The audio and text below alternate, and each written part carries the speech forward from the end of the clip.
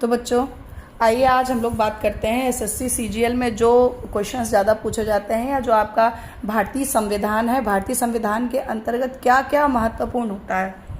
तो आपके जो भी कॉम्पिटिटिव एग्जाम्स हैं, जो भी आपके ये लोक सेवा आयोग और जो भी इस टाइप कर्मचारी चयन आयोग, इन सबके जो एग्जाम्स हैं उनमें किस तरह के क्वेश्चंस पूछे जाते हैं। तो आइए हम सबसे पहले आपको अनुच्छेद पढ़ाते हैं।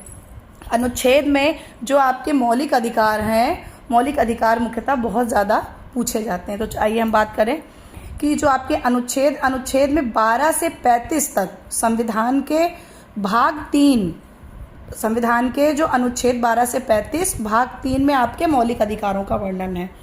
तो मौलिक अधिकार होते क्या क्या, मौलिक अधिकारों की शुरुआत कहाँ से होती है? मौलिक अधिकारों की शुरुआत होती है आपके अनुच्छेद 14 से 18।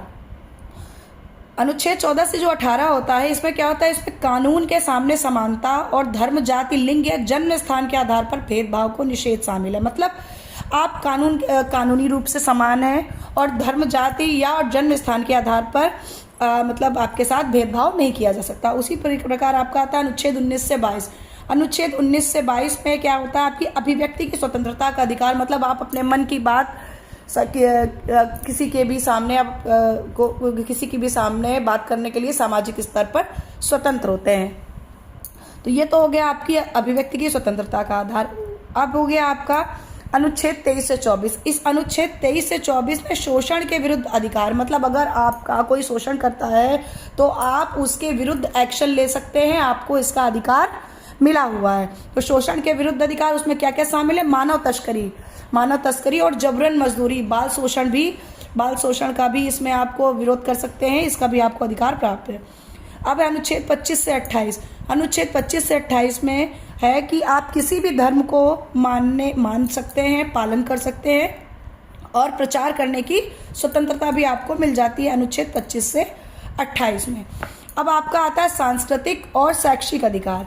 इसमें क्या है? जो अनुच्छेद 29 से 30 तक का है, जो सांस्कृतिक और शैक्षिक अधिकार है, इसमें क्या होता है? जो अल्पसंख्यक वर्ग है, अल्पसंख्यक वर्ग मतलब बहुत ही कम, जैसे आपकी मुस्लिम है, सिख है, ईसाई है, इनको, जैसे तिब्बतीयन है, हमारे देश क्योंकि एक तरह से शरणार्थी देश है तो सभी जाति के और सभी धर्म के लोगों को शरण देता है, तो उसमें आपको उन अल्पसंख्यकों को अधिकार क्या मिले हुए हैं?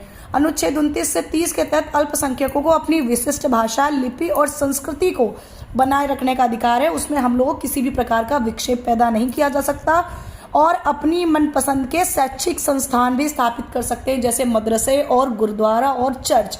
ये जो छूट है, ये जो आपकी छूट हमारे देश में ही मिली हुई है। तो बच्चों